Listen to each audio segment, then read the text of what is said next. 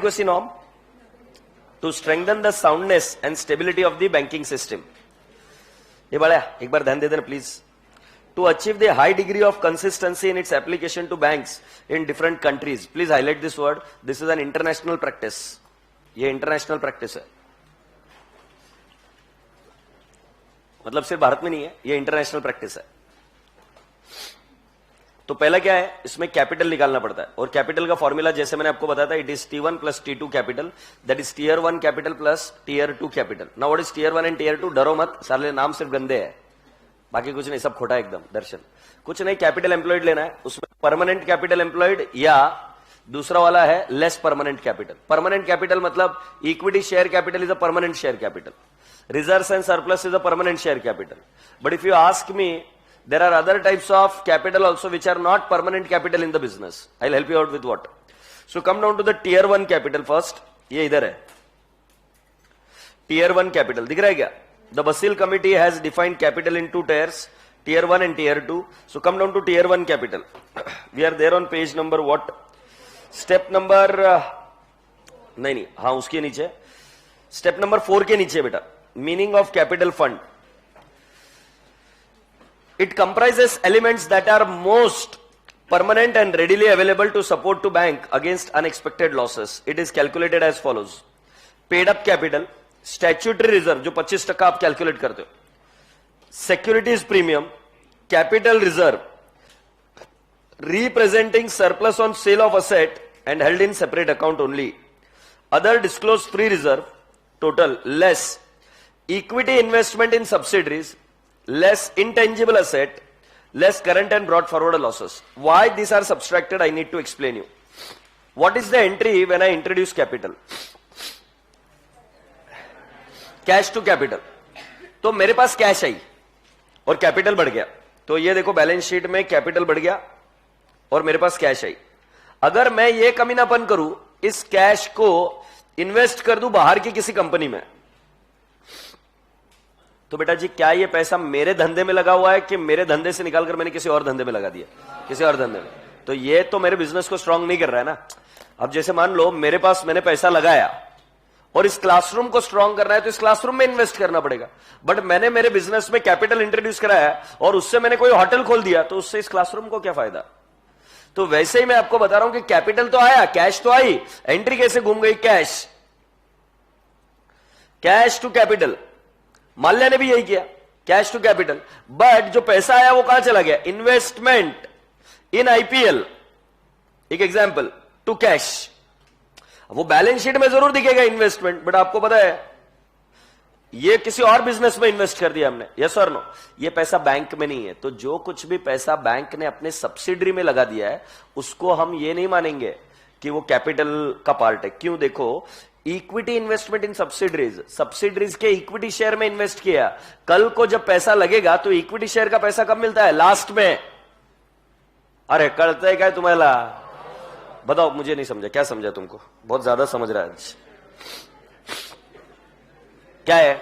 हमने कैपिटल लिया, एंट्री बताओ पहले. Cash to capital. अब मान लो ये मेरा कैपिटल था, मैंने इन्वेस्ट कर दिया in the business of Santosh. So investment in Santosh to what? Cash. मेरे धंधे से तो कैश गई, बट इन्वेस्टमेंट इन संतोष मतलब उसके इक्विटी शेयर में हुआ. अब बेटा जी क्या वो पैसा मैं वापस लेके आ सकता हूं क्या? नहीं, बहुत मुश्किल है इक्विटी शेयर का पैसा निकालना. आस्क योरसेल्फ, इक्विटी शेयर का पैसा एफएम में पड़ा होगा ना, कब मिलता है? लास्ट में. क्लियर हो रहा है? अरे बहुत बुद्धिमान लोग है ये. देखो किस तरीके से फ्रेम किया है. कैपिटल लिया, बट कैपिटल में लोग क्या डमी एंट्री मार देंगे. हाँ ठीक है, कैपिटल चाहिए ना, लो कैश टू कैपिटल. बट उस पैसे को फिर मूव कर दिया किसी और कंपनी में, सब्सिडरी में, तो बेटा जी उन्होंने बोला कि वो माइनस होगा. इनटेंजिबल असेट जनरली रियलाइज नहीं होती वैल्यू, और बिल्कुल दिमाग लगाकर काम है. तुम्हें पता है ये माल्या ने एसबीआई के पास क्या गिरवी रखा है? वो किंगफिशर बर्ड है ना जो उड़ती है, उसके जो फोटो है ना, फोटो वो गिरवी रही है. लोगो गिरवी रखा है. अब वो लोगो जिस समय किंगफिशर अच्छा चल रहा था उस समय उसकी एक वैल्यू थी, लोगो की वैल्यू थी. लोगो मतलब उस ब्रांड की वैल्यू थी उस जमाने में, और एसबीआई ने भी गिरवी रख लिया अपने पास. एसबीआई की कितनी वाट लगाई मालूम है तुम्हें? एसबीआई के मैनेजर बोले तुमने 4,000 करोड़ रुपए दे दिया उस लोगों को खुद के पास गिरवी रख के, फोटो को गिरवी रख के। You understand? फोटो को गिरवी मतलब this is only a symbolic thing the way I am presenting it, but yes तुमने उसको ब्रांड नेम पर या उस लोगों के नेम पर आपने इतने रुपए उसको गिरवी रख दिए। तो वो क्या बोलते हैं कि जब कभी भी लॉस होता है तो इनटेंजिबल असेट अपनी वैल्यू सबसे पहले लूज करती है। इनटेंजिबल असेट को कोई रेडीमेड मार्केट नहीं अवेलेबल होता है, राइट? तो इसकी वजह से देखो यहां पर इनटेंजिबल असेट को भी उन्होंने क्या किया, माइनस, क्योंकि ये भी कैपिटल इंट्रोड्यूस कर अगर मान लो इनटेंजिबल असेट में डाल रहे हैं तो ऐसा उनका मानना है कि intangible asset will not yield much. In the last current and brought forward losses, जब तक ये याद नहीं हो जाता सवाल ही पैदा नहीं होता कि मैं आगे जाऊंगा। पहला क्या लेंगे, एक पेड अप कैपिटल, फिर स्टैट्यूटरी रिजर्व, फिर सिक्योरिटीज प्रीमियम, फिर capital reserve if held in other account and on sale of asset. कौन बोलेगा रे नलायक? ऑन सेल ऑफ असेट है कि नहीं? सारा कैपिटल रिजर्व नहीं, शेयर फोरफिट होने के बाद में भी पैसा सीआर में जाता है, वो वाला सीआर नहीं चाहिए। सीआर चाहिए on sale of asset and held in a separate account. बोला है कि नहीं बोला है? हाँ, आधा अधूरा नहीं पढ़ने का। फिर कुछ समझ में नहीं, इल्ले अदर फ्री रिजर्व, उसमें से minus equity investment in subsidiary, minus intangible asset, minus current and brought forward losses. अब यही चीज हमको बताएंगे हमारे श्री श्री। हाँ भाई साहब, श्री श्री क्या नाम है आपका? बोलिए तो श्री, आपका नाम क्या? खड़े हो जाइए लास्ट बेंच। अभी हमारे बताएंगे श्री श्री क्या नाम है आपका? या what's your good name? Very good मेरे भूषण भाई। अब आप बताएंगे क्या है ये, बताओ अभी क्या चालू है। देखो उसकी हंसी देखो, कमी नहीं की, शर्म नहीं है बिल्कुल। हाँ बोल। टीयर 1 जो है उसमें क्या आपने सर ये बताए, उसमें क्या क्या ऐड होगा, क्या क्या लेस होगा, उसमें कौन से आइटम्स आएंगे? अच्छा, तो उसमें सबसे पहले पेड अप कैपिटल। इन बच्चों ने बिना देखे बोला है और तब तुम किसी और चीज में लगे हुए थे।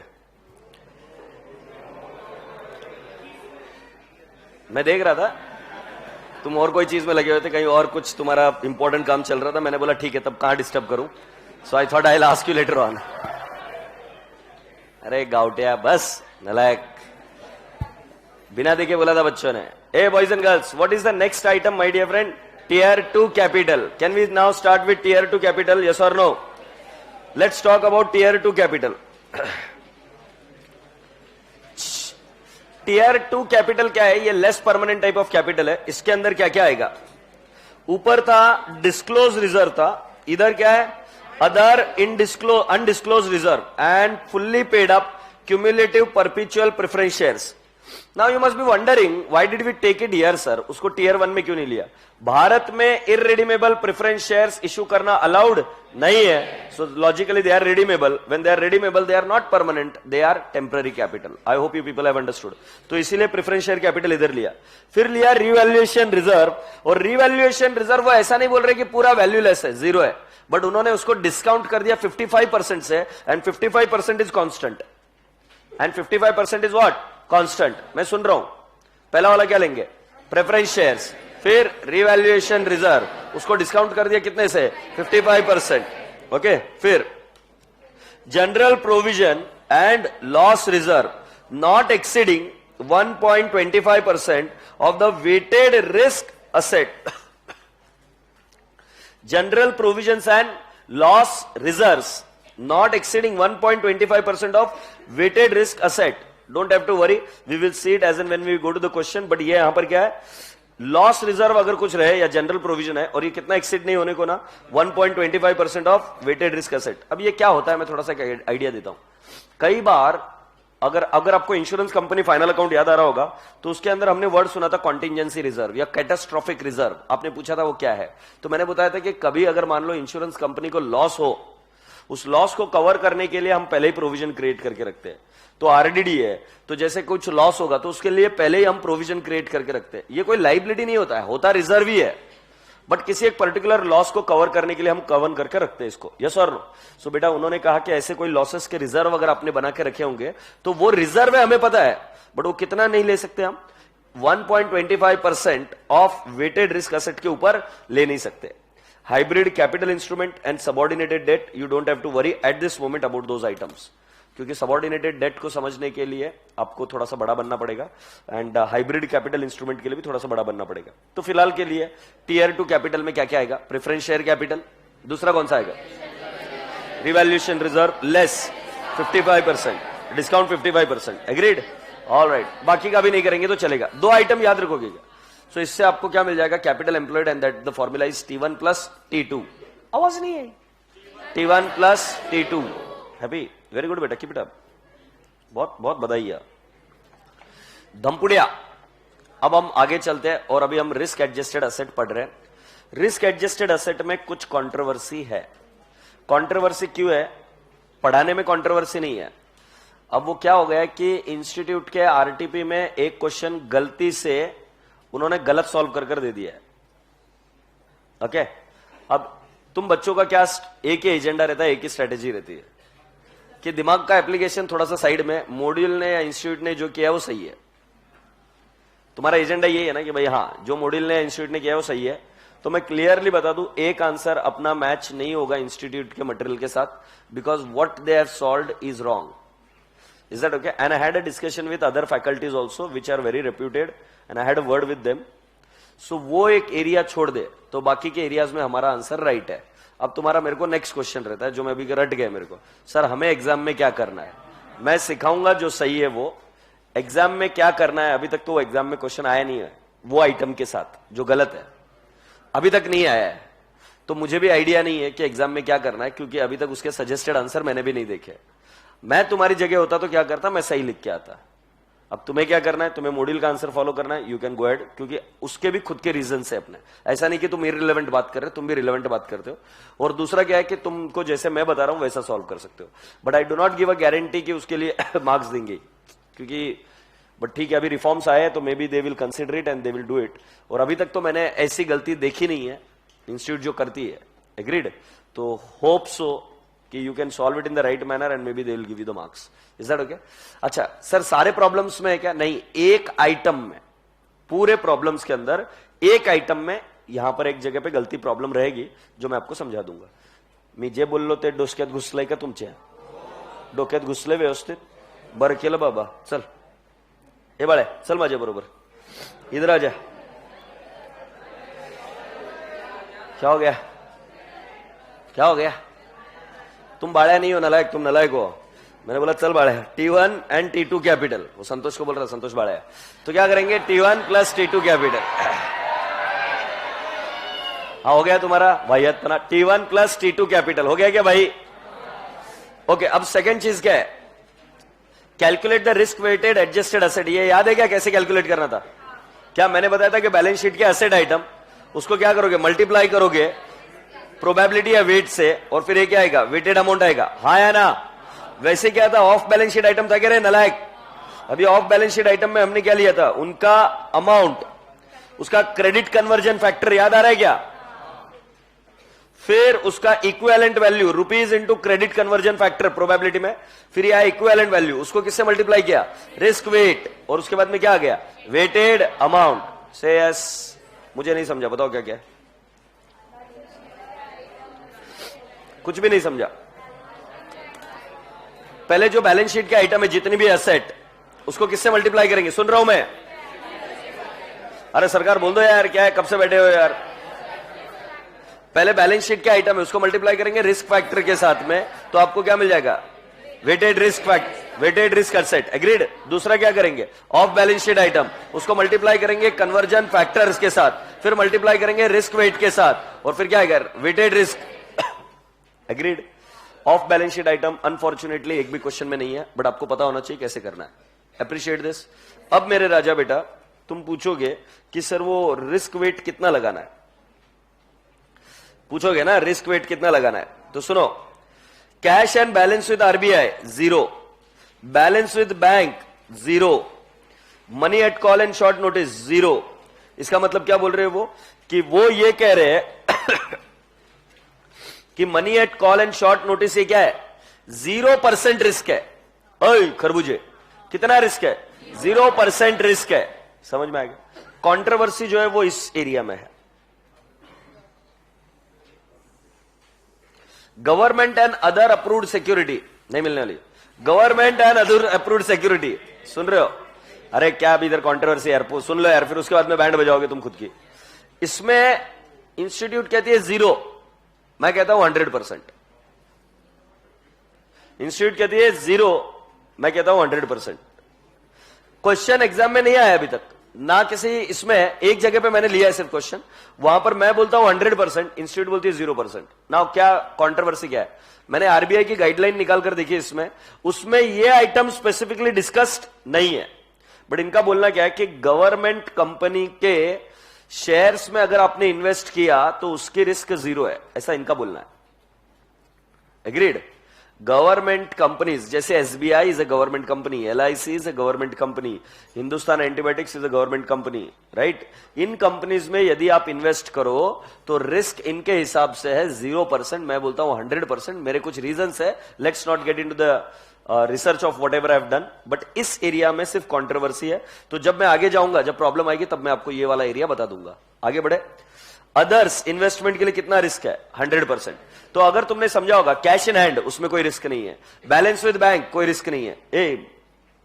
इधर इधर एक गौरबोर हो गया, बैलेंस विद बैंक 20% है भाई, 20% है, लिख कर लो, वो भी एक गड़बड़ है। सारी चीजें मॉड्यूल को चिल्लाओ मत, एक आध गलती मेरे से भी होती है। ये 20% मॉड्यूल ने लिखा है, मैंने 0 लिखा है, समझे? हर बार मॉड्यूल को नहीं गाली देने का। इधर 20% लिखो रे भाई, लिख दिया क्या? Cash and balance with RBI कितना है? 0। और मनी विथ बैंक कितना है? 20। से यस। एक काम करते हैं, मॉड्यूल का ही ओपन करते हैं। तुम कितनी मस्ती करते रहे?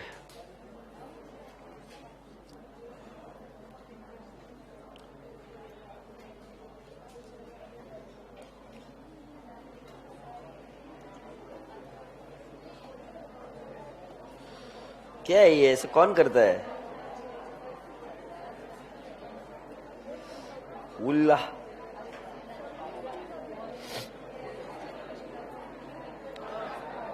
शांत बसा रे।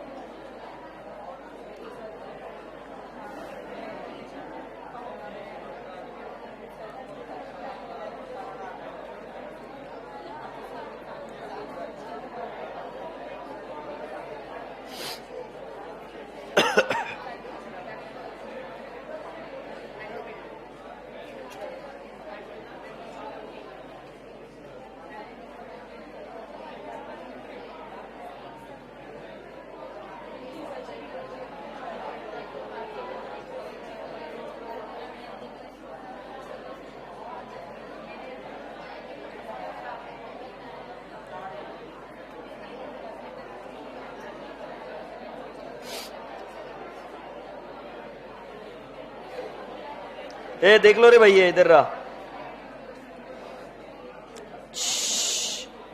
हाँ ये देखो, ए बड़ा cash balance with RBI 0%, balance in current account with other bank 20%, investment in government security 0 बोला है। इधर कॉन्ट्रोवर्सी है, मैं बोलता हूं 100% है, उनका बोलना है 0। दिख रहा है ना, इंस्टीट्यूट का मटेरियल है। आगे other investment 100%, loan and advances guaranteed by government, ये 0 है, ये बराबर है। Next, other loans and advances 100%, bank premises, furniture etc 100%, all off balance sheet item like letter of credit, letter of guarantee, bills accepted 100%.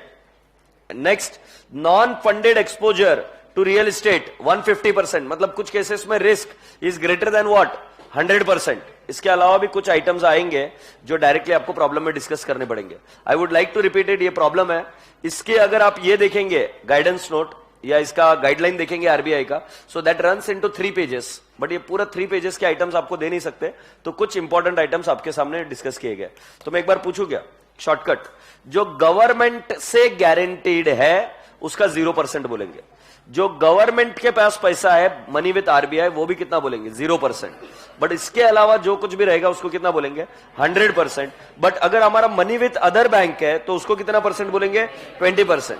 तो एक बार बताएंगे क्या, cash balance with RBI और money with bank okay 20% with other bank. Investment in government security ये बोल रहे 0%, मैं बोल रहा इसमें कॉन्ट्रोवर्सी है।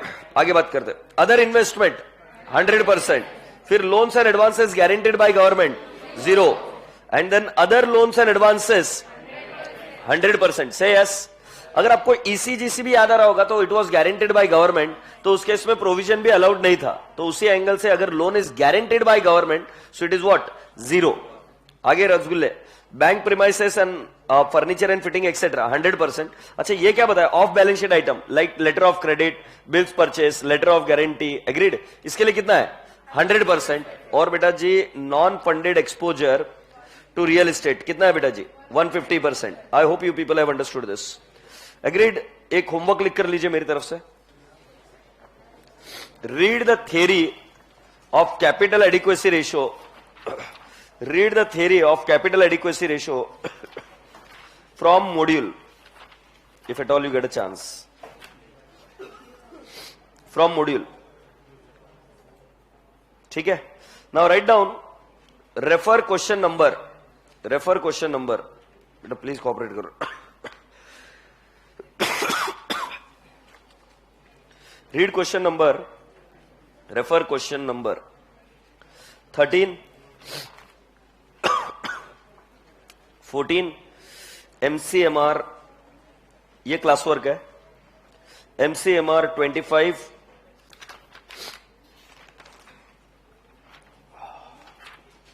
एक क्वेश्चन अभी एग्जाम में भी आया था इस पर, that is question number, I will tell you, it is question number 33, MCMR 33.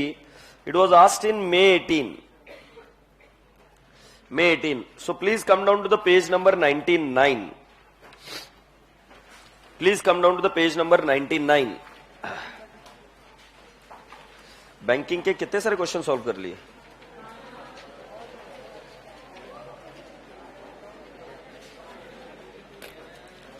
Are you there on 99?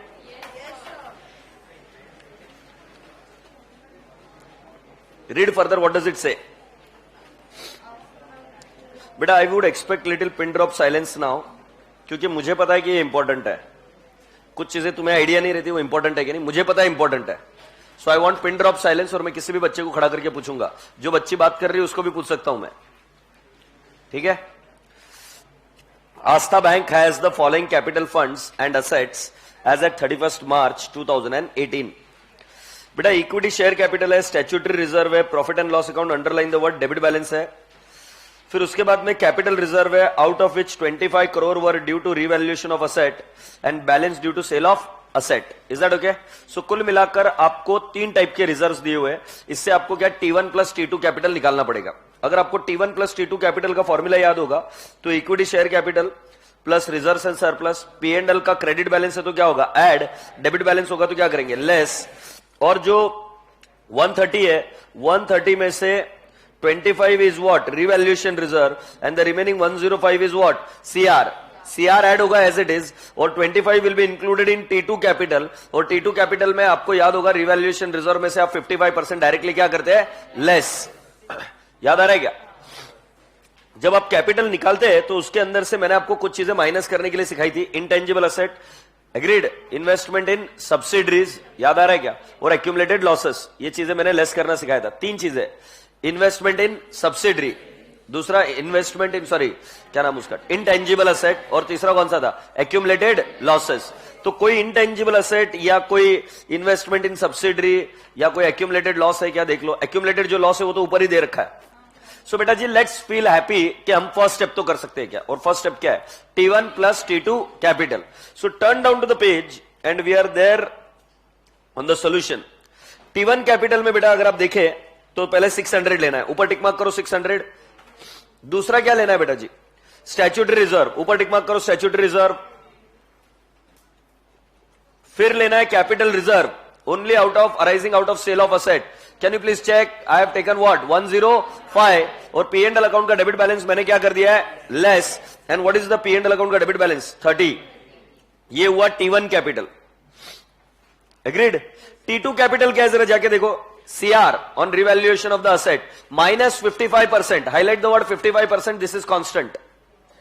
अगर ये पता नहीं रहा तो बैंड बजेगी, वो देंगे नहीं। 55% लेस किया, 25 का 55% निकालो बेटा जी, 13.75, कितना बैलेंस बचा? 11.25। सो लिखो बेटा T1 plus T2 is equal to 1145 plus 11.25। Can I not have the figure? 1156.25 is your capital employed. अगर आपको फॉर्मूला याद होगा तो C capital employed divide by risk adjusted asset into what? 100। हाँ या ना मेरे राजा बेटा? अब तुम्हारा क्वेश्चन आएगा रिस्क एडजस्टेड असेट हमें निकालना है। ध्यान रहे उसमें दो टाइप के आइटम होते हैं, एक बैलेंस शीट आइटम और एक ऑफ बैलेंस शीट आइटम। तो अभी मैं वापस क्वेश्चन में चलता हूं। बैलेंस विद अदर बैंक के लिए कितना परसेंटेज याद है आपको? Risk wait 20%। Cash balance with RBI 0%। Claim on banks कितना परसेंट आपको लगता है? क्लेम ऑन बैंक 20%, जीरो नहीं। अरे बैलेंस विद बैंक्स पढ़ा था ना अपन ने, 20%। तो क्लेम ऑन बैंक्स भी कितना आएगा? 20%। से यस। Other investment 100%।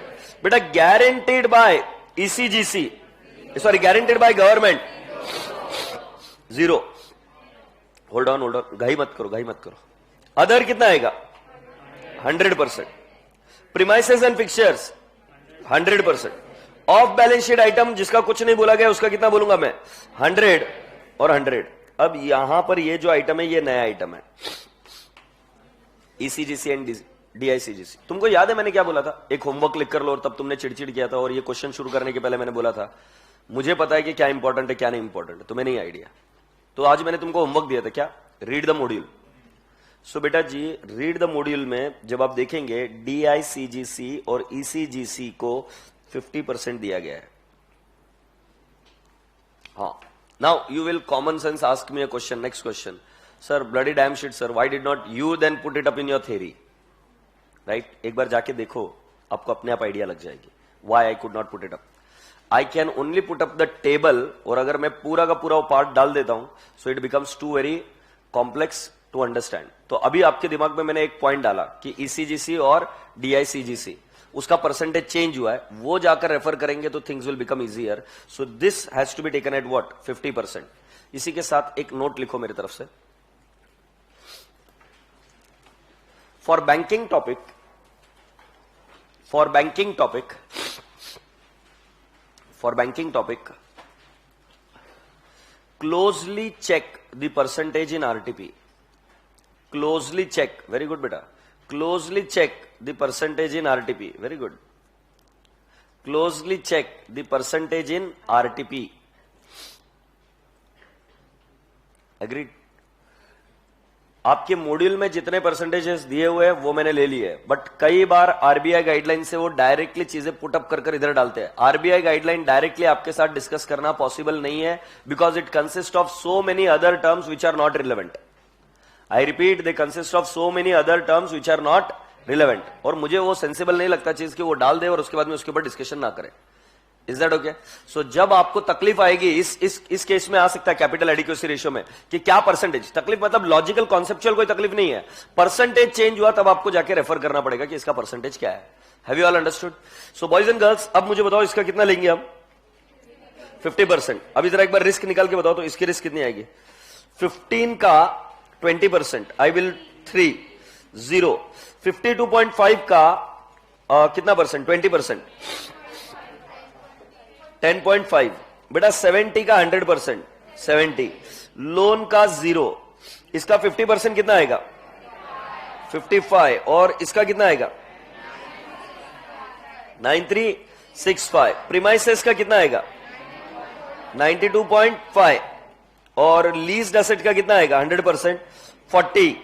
और इसका कन्वर्जन फैक्टर भी 100% है, और इसका ये रिस्क भी कितना है? 100% है, तो कितना आएगा? 1100। और इसका कितना आएगा? 6200। आई रिपीट, दोनों का कन्वर्जन फैक्टर सेम है। अब मेरे को बता बेटा इसकी टोटल कितनी है? 16,936। So if I have to take the capital adequacy ratio, do you think so it becomes, capital कितना था बेटा? कैपिटल कितना बता रही थी अपन ने निकाला था क्या? अच्छा नीचे देखा था, मुझे नहीं दिख रहा, कहां पे? 1156 पॉइंट, सो मैंने लिखा 1156.25, 1156.25 डिवाइड बाय 16936 इंटू 100 कितना आ रहा है? 6.83। मैंने क्या बताया था, मिनिमम कितना चाहिए? 9%। तो एक नोट लिख के आना चाहिए that you should improve this ratio. Ratio तो आ गया कि 6.83। वैसे उन्होंने हमको बोला क्या है कि you calculate what? Capital adequacy ratio. से yes.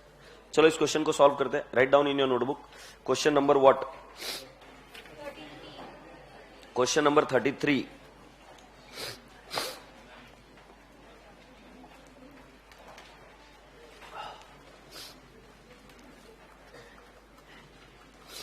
Question number 33. Are you ready? Step number 1. Competition of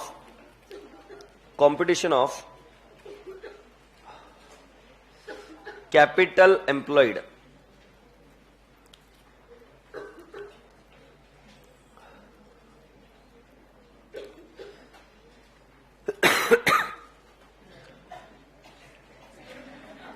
Tier 1 capital, very good बेटा, keep it up. Tier 1 capital, first one कौन सा बेटा? Equity share capital. Equity share capital बताएंगे मेरे रसगुल्ले? 600. दूसरा statutory reserve 470. बेटा उसके आगे कौन सा है? कैपिटल रिजर्व, बोलो कितना है? 105. उसके बाद प्रॉफिट एंड लॉस, कौन सा बैलेंस है बेटा? डेबिट बैलेंस है क्या? बताओ कितना आएगा? 30 negative. So please let me know what is T1 capital. 1145.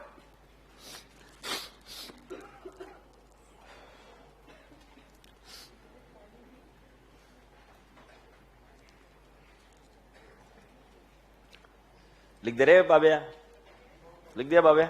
Good बाबिया. दूसरा टियर 2 कैपिटल.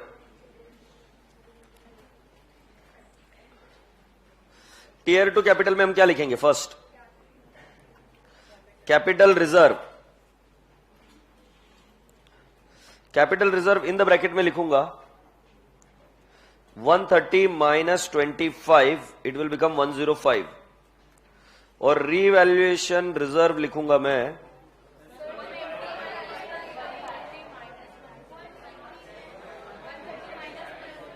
बराबर तो लिखा है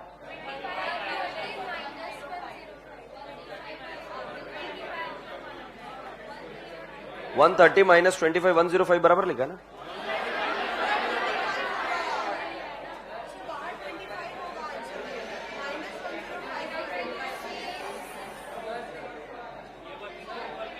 आई एम श्योर ये राइट है. एक सेकंड, एक करके बात करो. मैं क्या बोल रहा हूं वो सुना. हाँ बोल भाई. क्यों 105? They are saying out of which 25 crore were due to revaluation of asset and the balance due to sale of asset. I am writing down capital reserve. अच्छा capital reserve ऊपर ऑलरेडी लिख दिया है.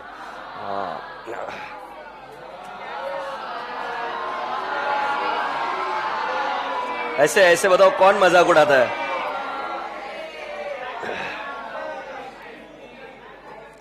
ऐसे बताओ, ऐसे कौन मजाक उड़ाता है गरीब आदमी का? भगवान सब देख रहा है. ऐसे कौन मजाक उड़ाता है भाई?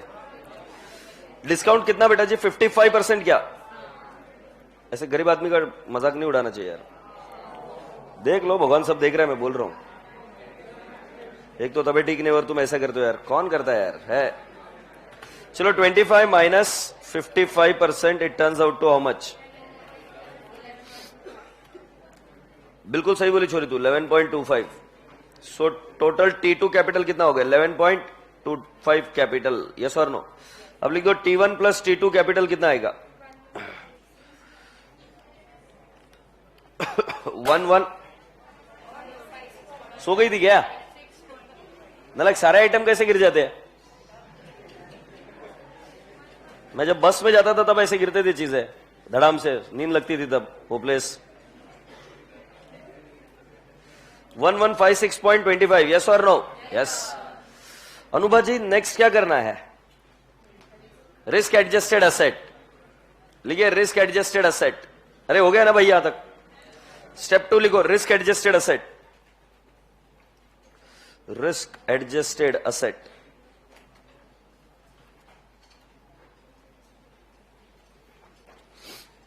ओके। तो I write down your assets, amount, weight,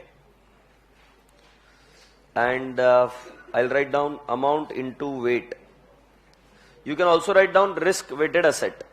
You can also write down this item as risk weighted asset.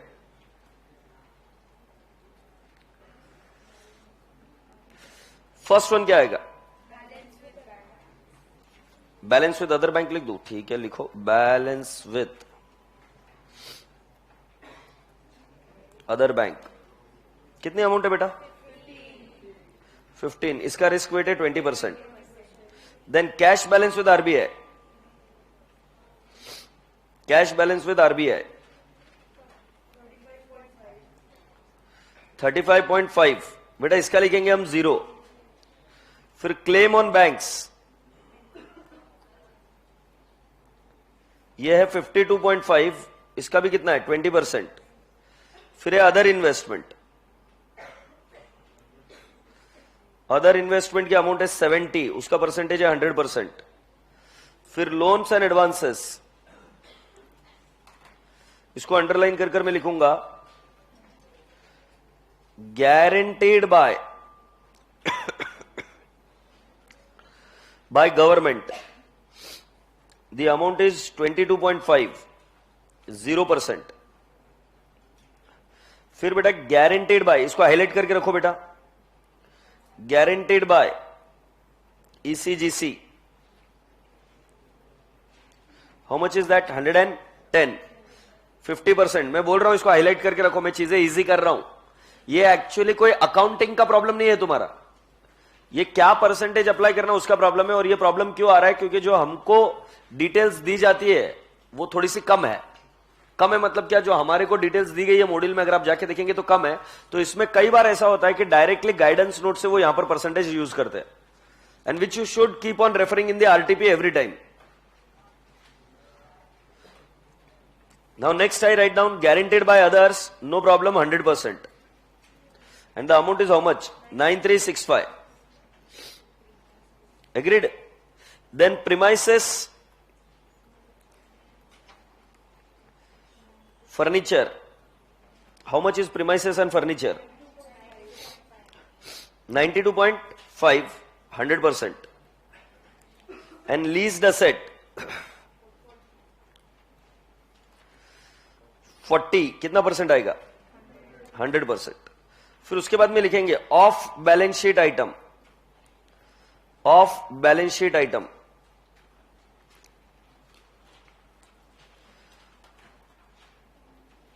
Of balance sheet item का हेडिंग लिखेंगे पहले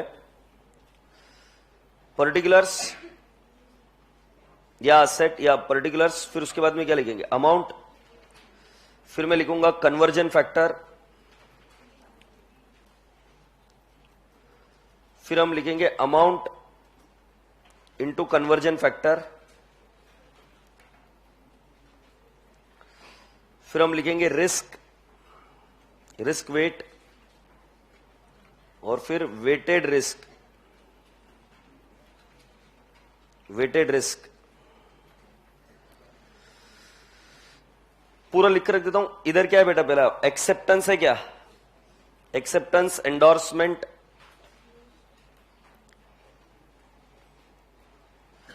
आई will write down 1100, conversion factor is 100%, 1100 into 100% is 1100, risk weight is also 100%, it will become 1100। जिनको समझा you are blessed, जिनको रट्टा मारना है problem है। पहले ऑफ बैलेंस शीट आइटम में 1100, 100% उसको कन्वर्ट किया कि उसमें से कितनी लाइबिलिटी मटेरियलाइज होगी। कन्वर्जन फैक्टर भी हमें वही देते हैं, so conversion factor we are saying that it is what? 100%। और फिर ये आएगा 1100, 1100 के बाद में उसका रिस्क वेट कितना है? 100%। अब तुम मुझे पूछोगे कि सर आपने तो हमें एक भी ये परसेंटेज नहीं सिखाया, Yes, I haven't taught you. This particular percentage you are going to take 100% as long as you don't come across a new percentage. I know, I can understand your pain कि sir why are you not giving us the percentage list? बेटा the list is too very big, you will not be able to cope up with it. आज के lecture के and के वक्त मैं आपको वो लिस्ट भी बता दूंगा कि वो लिस्ट कितनी बड़ी है, उससे आप अपने आप ही समझ जाओगे कि मैंने क्यों नहीं लिस्ट बताई आपको. ये हमें हर बार मॉड्यूल का ही सहारा लेना पड़ेगा या आरटीपी का लेना पड़ेगा, जहां से हमको पता चलेगा कि ये परसेंटेज कितने हैं. Are you understanding? मुझे भी समझ में आता है ना कि परसेंटेज देने चाहिए, but still I haven't given you, so I need to show you कि लास्ट में जाते जाते वो लिस्ट दिखाऊंगा आरबीआई गाइडलाइन, उससे पता चलेगा. तो ये 100% अगर आप कॉन्क्योर कर गए तो समझ लेना हो गई जीत आपकी. और ये कहां से पता चलेगा? जब बैंकिंग का टॉपिक देखोगे या मॉड्यूल या पीएम या जो कोई भी चीज देखोगे, उसमें ये वाली चीजों को हाईलाइट करके रखो, ये आपको पता होना चाहिए 100%. So how much is that? 1100. और लास्ट वाला कौन सा बेटा? Guarantees and other obligation. कितना है बेटा जी? 6,200 and it is what? 100%, or it will become 6,200 and again 100% and it will become what? 6,200. एक बार इसकी टोटल ले लो तो बेटा 1100, 7,300.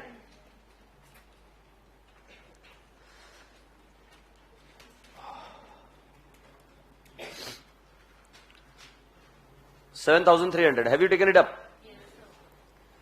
ठीक है मेरे बच्चे. अब बेटा जरा थोड़ा सा ऊपर आओ और इनका कैलकुलेशन कितना गया? 15 इंटू 20%, 3. इसका आएगा 0, 10.5, 70, 0, 55, 9365, 92.5, 40. कितना आ रहा है टोटल? 9636.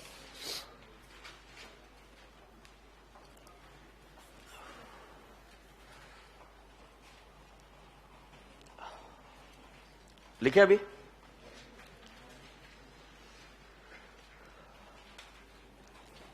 पेन का रखा संतोष. लिखो. Capital adequacy ratio is equal to, capital adequacy ratio is equal to, इसको रिस्क एडजस्टेड रेशियो भी बोलते हैं. Capital adequacy ratio is equal to, I will write down first. ऊपर आपको लिखना पड़ेगा क्या? T1 plus T2 capital, T1 plus T2 capital divide by risk weighted assets plus off balance sheet items. Tier 1 capital कितना था बेटा? 11 plus T2 capital कितना था? T2 11.25 था क्या? Divide by risk weighted asset कितना है बेटा? 9636 plus off balance sheet item कितना है? 7300. So when you solve it let me know what is the percentage you get into 100. 6.83%. अरे देवा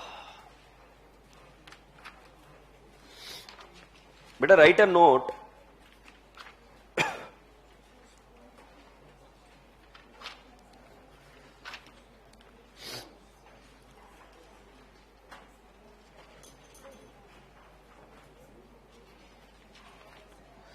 बेटा write a note.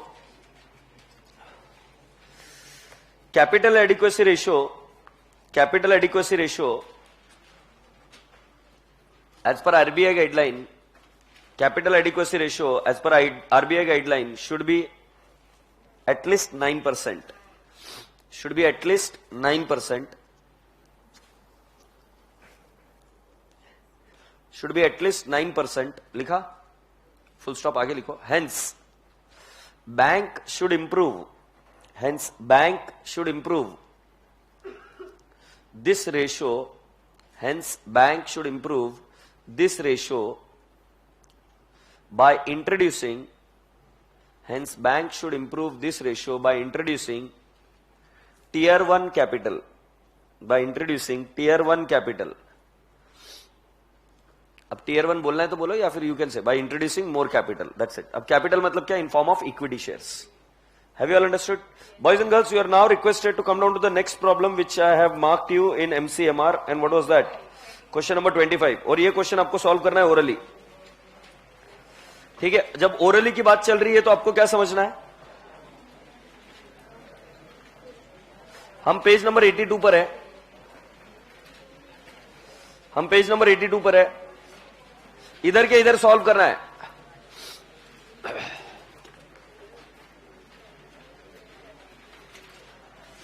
First one, equity share capital किसमें जाएगा? जल्दी से बताओ।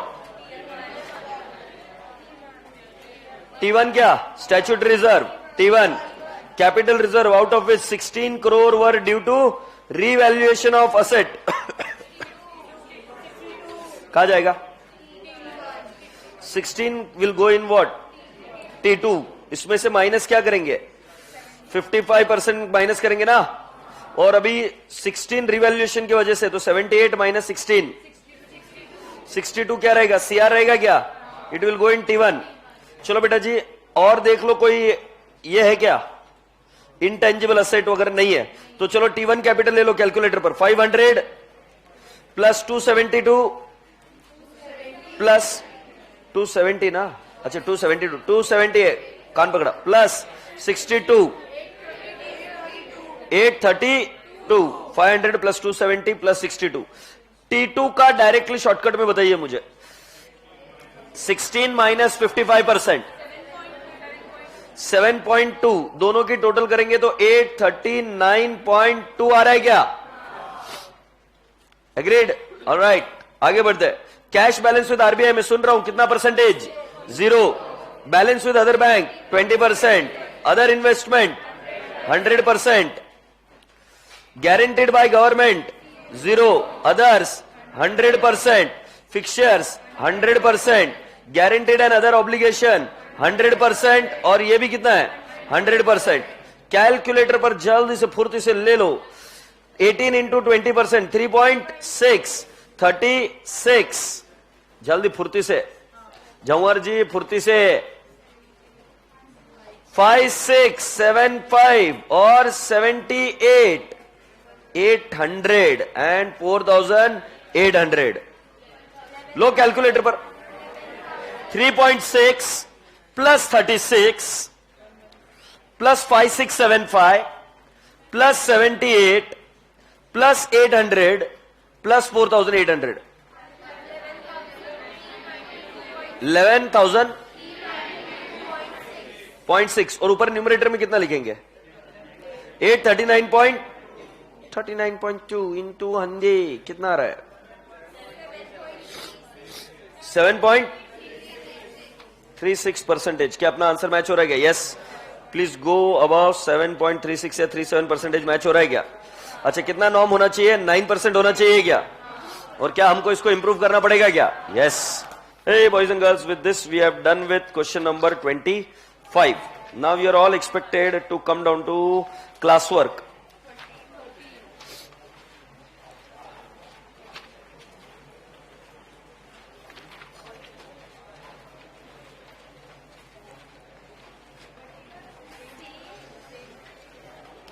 थर्टीन लिख लीजिए, रिपीटेड। 13 बेटा होमवर्क ले लो। रिपीटेड क्यों लिखेंगे? जो गरीब बच्चे हैं जिनको पता नहीं, होमवर्क कर लेना। क्वेश्चन नंबर 13 क्या है भाई? होमवर्क सेम है वैसे।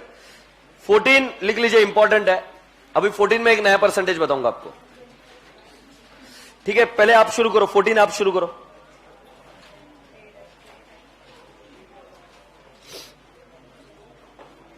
आई सेड 14 शुरू करो।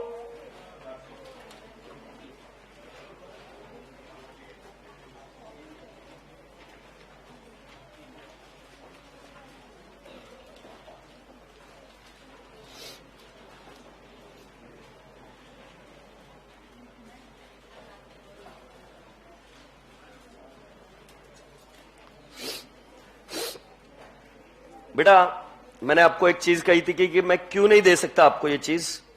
ये देख लीजिए, ये है आरबीआई की वो गाइडलाइन, एनेक्शर नंबर 10। और जब मैं इसको पेज पलटते जाता हूं तो ये इतना लंबा है। तुम्हें यार बकवास ही करना है तो बकवास करो यार, मतलब तुम रिसर्च की कभी कदर नहीं कर पाओगे, मुझे पता है। चल मैं इसको बंद कर देता हूं, तू मेरे को ये नोट ढूंढ कर लाकर दिखा दे, मैं तेरे को बता देता हूं ये कहां से लिया है। मैंने आरबीआई गाइडलाइन से लिया है, आरबीआई की वेबसाइट से। तू लाकर दिखा दे बस।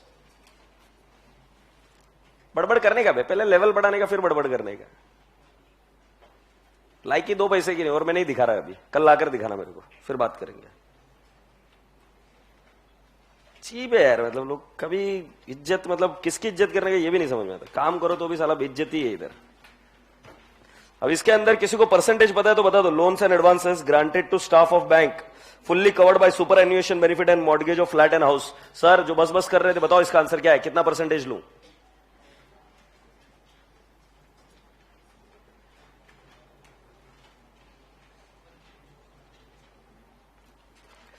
देखो बेटा, ये मैं अभी इसलिए मैं ये दे नहीं पा रहा था आपको, जैसे मैंने बताया, I could not give it to you. If you want I will upload it on the app, you can go through it and then maybe you will able to understand it. क्या मेरी बात पहुंची क्या आप तक कि मैंने क्यों नहीं दिया? अब मैं इसमें ये वाला पॉइंट सर्च कर रहा हूं, पूरी क्लास दिखेगी। Granted to staff, granted to staff, agreed, और क्या लिखा है, of bank which are fully covered by superannuation benefit and mortgage of flat and house, और इसका ऑल ऑफ सडन सरप्राइजिंगली 20% आ जाता है। तो जब तुम आंसर देखोगे इसका कभी आरटीपी में, मॉड्यूल में, तो तुमको लगेगा 20% ये कहां से है, ये तो मैंने पढ़ा ही नहीं। ये अभी तक का जो मैं देख रहा हूं, एक आध नई चीज वो इंट्रोड्यूस करते हैं with a new percentage, but at the same time the similar type of question gets repeated in the exam. ये मॉड्यूल में नहीं दिया हुआ है, ये दिया हुआ है आरबीआई गाइडलाइन में, और आरबीआई गाइडलाइन में जो परसेंटेज दिया हुआ है वो डायरेक्टली क्वेश्चन में आता है अप्लाई होकर, उसका थ्योरी में कहीं नहीं है, वो डायरेक्टली कहां पे आता है, क्वेश्चन में। And we feel that the answer is wrong, but it is not wrong if you go and check the original RBI guideline and you find it out there that it is 20%। Have you all understood? तो इस case में इस item को highlight करके रखो जो आपको अभी मिला है। वो कौन सा है? Granted to staff of bank fully covered by superannuation benefit and mortgage of flat and house, it becomes how much? 20%। मैं वापस दोबारा रिक्वेस्ट कर रहा हूं इस क्लास को, please do not lose your confidence. मैंने आपको तरीका बताया है, अगर मैं आपको ये दे भी दूं पेज तो भी फायदा नहीं होगा, क्योंकि मैं चेक कर चुका हूं पेज देकर। It is to very heavy and it has got so many other terms which you will not be able to understand it. Is that okay? फिर भी मैं इसको ऐप पर अपलोड कर दूंगा, तो कल आप इसको डाउनलोड कर देखना चाहे तो देख सकते हो। ये 20% है। Have you all understood? Alright boys and girls, अब चलो जल्दी से उसको सॉल्व करने की कोशिश करो।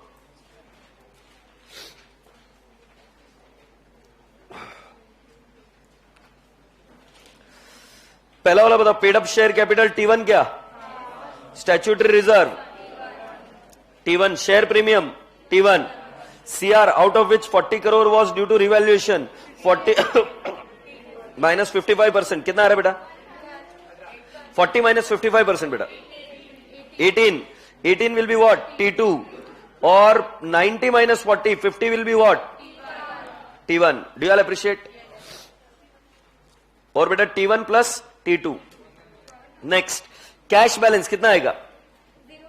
0। Claim on bank, other investment guaranteed by government of India और state government of India. Oh sorry, 0%, 0। हाँ मेरे से गलती।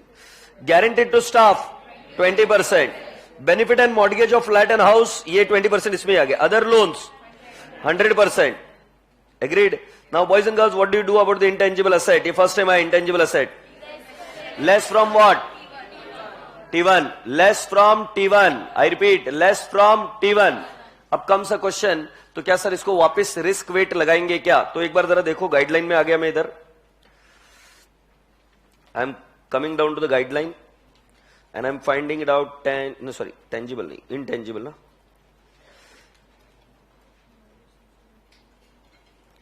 ये देख लीजिए बेटा जी, note all other investment including investment in securities issued by PFIs कुछ है, अभी ये नया टर्म है and that is the reason I could not introduce. अब आगे देखो, note equity investment in subsidiaries intangible asset and losses deducted from T1 capital should be assigned 0 weight.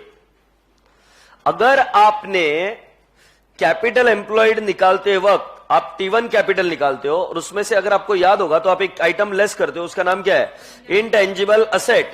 अगर ये आपने कैपिटल में से ही ऑलरेडी लेस कर दिया है तो वापिस इसको रिस्क लगाने की जरूरत नहीं है। इंटेंजिबल असेट को वेट लगाओगे क्या? नहीं। ये कॉमन सेंस है, क्योंकि अगर हमने कैपिटल एम्प्लॉयड में से हम क्या कर रहे हैं, लेस कर रहे हैं ना उसको, मतलब हम बोल रहे हैं कि वो कैपिटल एम्प्लॉयड का पार्ट है नहीं। कैपिटल एम्प्लॉयड का पार्ट नहीं है मतलब हम उसको असेट मान ही नहीं रहे। अरे हाँ है ना, अगर मैं असेट मान ही नहीं रहा हूं तो उसके ऊपर रिस्क किस बात की लगानी, और करता है क्या है? चलो बताओ क्या कर रहे हैं। इनटेंजिबल असेट कहां से लेस होता है? T1। तो अगर T1 में से लेस हो रहा है तो इसका मतलब हम उसको असेट मान रहे हैं क्या? नहीं मान रहे, हम उसको कैपिटल एम्प्लॉयड का हिस्सा ही नहीं मान रहे। सो बेटा जी उस पर कोई रिस्क वेट लगाने की जरूरत नहीं, क्योंकि वो रिस्क है ही नहीं। हमने उसको पूरा का पूरा लेस कर दिया, किसमें से ही? कैपिटल एम्प्लॉयड से। Yes. So boys and girls, ये वाली लाइन समझ में आ रही है क्या? Equity investment in subsidiaries, intangible asset and losses deducted from T1 capital should be assigned how much weight? 0 weight. Agreed? Okay. तो हम इसको क्या करेंगे? 0 weight अब असाइन करेंगे, या तो मैं बोलूंगा इंटेंजिबल असेट को लिखो ही मत, असेट साइड में। डन। चलो क्वेश्चन के पास आ जाते हैं। अभी किधर गया हमारा क्वेश्चन? ये रहा। तो इसको क्या लिखेंगे? Less from T1। ठीक है, आगे लिखूंगा will not be taken. will not be taken where? in risk adjusted asset of balance sheet item. बेटा एक्सेप्टेंस एंडोर्समेंट, इसको कितना ले लेंगे?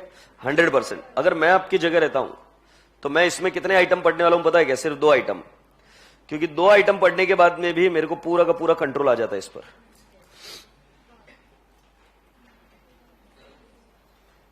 ये 2 आइटम हम पढ़ेंगे इसमें। एग्रीड? तो चलो आओ सॉल्व करते हैं। क्या आप पहले ट्राई करोगे क्या? Go ahead.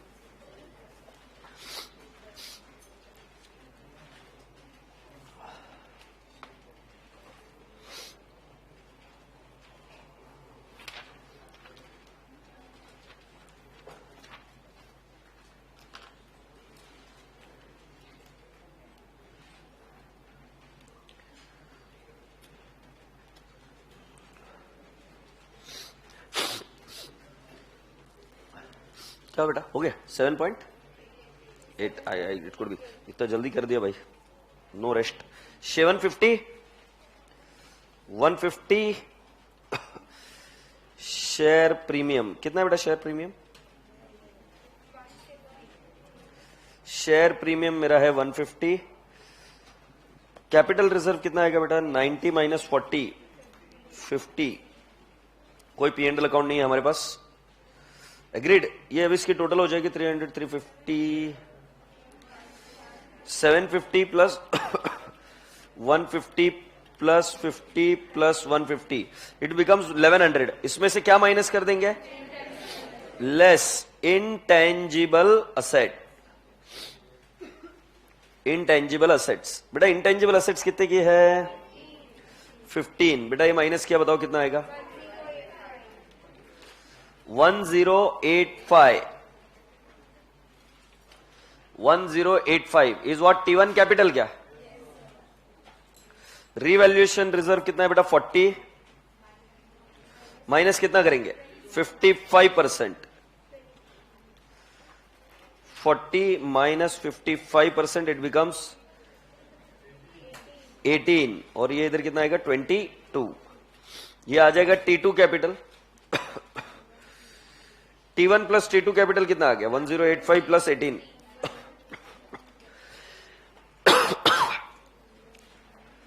1103।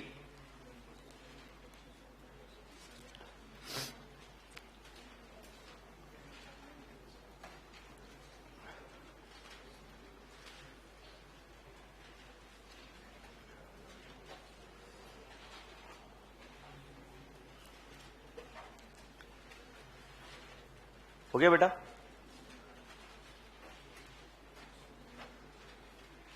हाँ गुड़िया बोल, वेरी गुड बेटा, बहुत प्यारा बच्चा है। अच्छा बेटा, बैलेंस विद अदर बैंक, अच्छा ये मेरे को पहुंचना पड़ेगा, डिस्के आऊं।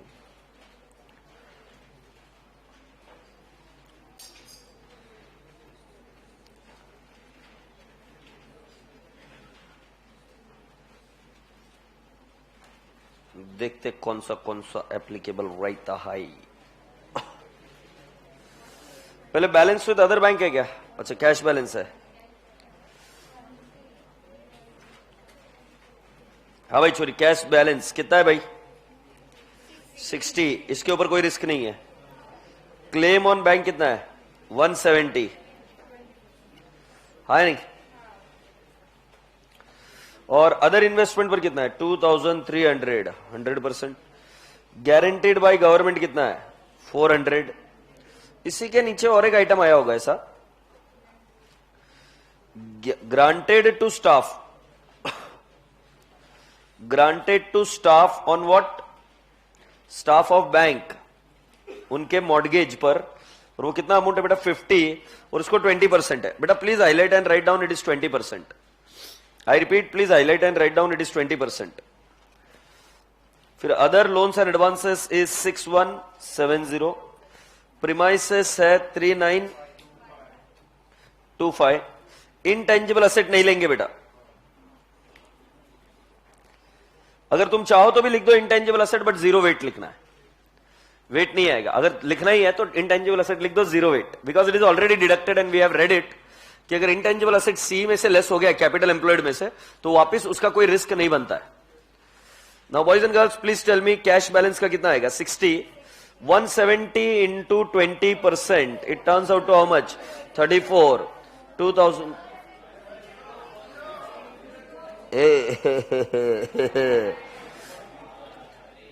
अरे आज थोड़ा बुझा हूं यार, प्लीज। 0। 50 इंटू 20%, 10। 6170 39 3925। कुछ टोटल ले सकते हो क्या?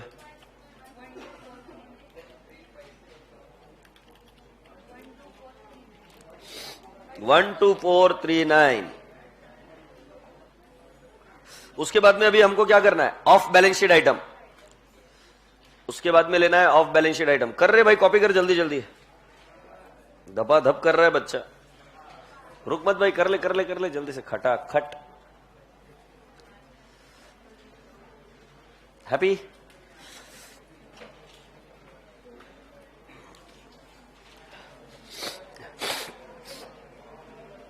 Have you done? So boys and girls, now I'll tell you.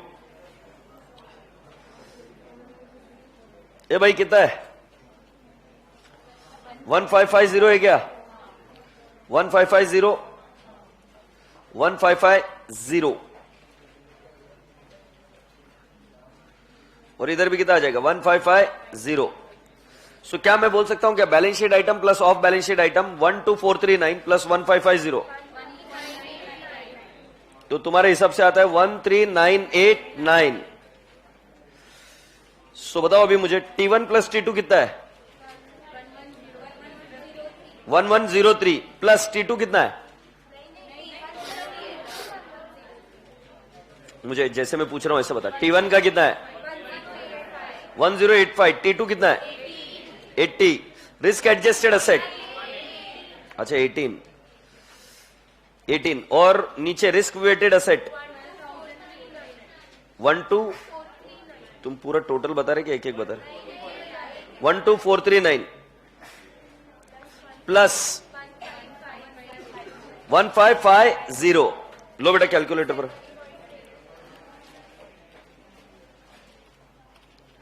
1103 divide by 12439 plus 1550 कितना आ जाएगा? 13989 इंटू 100%। बताओ कितना आएगा? 7.88% is the right answer. This is what? Your capital adequacy ratio. bare minimum कितना होना चाहिए? 9%। अगर नहीं है तो हम नोट लिख कर आएंगे। हैप्पी?